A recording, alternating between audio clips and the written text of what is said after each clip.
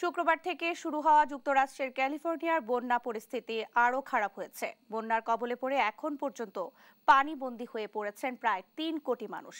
California ছাড়াও দেশটির Los Angeles এবং সান ফ্রান্সিসকোর বিভিন্ন এলাকা প্লাবিত হয়ে মানুষের আটকে পড়ার খবর পাওয়া গেছে। জারি করা হয়েছে আবহাওয়া সতর্কতা।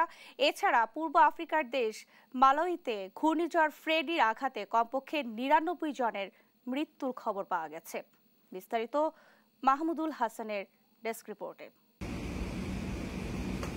গেল শুক্রবার গভীর রাতে ক্যালিফোর্নিয়ার পাজারো নদীর উপর একটি বাঁধ ভেঙে নদীর পানি উপকূলীয় অঞ্চলে ঢুকে পড়ে।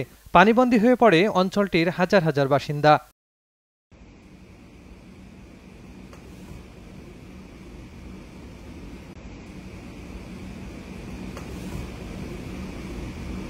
পরবর্তীতে নদীর পানি ছড়িয়ে পড়ে আশপাশের বিভিন্ন লোকালয়ে। পানিবন্দী হয়ে চলাচলের অনুপযোগী হয়ে পড়ে রাস্তাঘাট।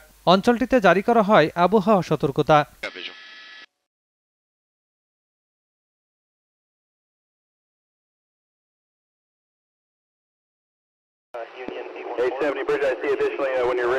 দ্রুততার সাথে আটকে পড়াদের উদ্ধারে তৎপরতা শুরু করে ক্যালিফোর্নিয়া প্রশাসন। বিভিন্ন দুর্গম স্থানে হেলিকপ্টার যোগে উদ্ধার করতে দেখা যায় উদ্ধারকারীদের।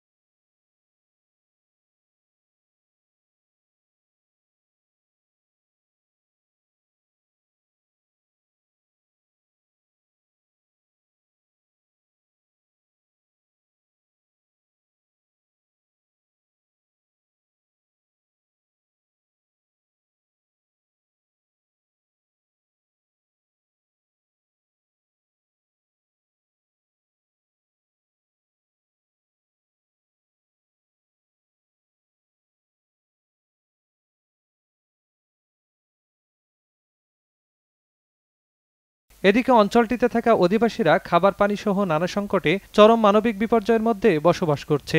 এর মধ্যেই অনেক দুর্গত জায়গায় ডাকাতির ঘটনা ঘটছে বলে জানিয়েছে স্থানীয়রা। আমাদের এখানে খাবার পানির তীব্র সংকট।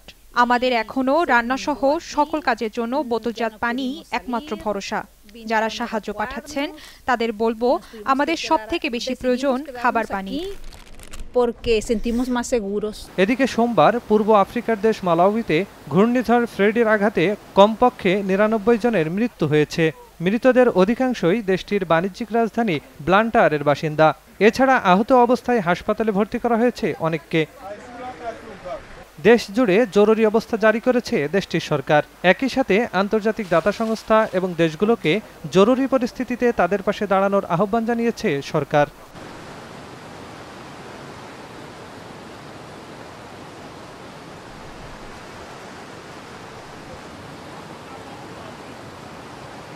মাহমুদুল হাসান, নিউজ ডেস্ক, দেশ টিভি।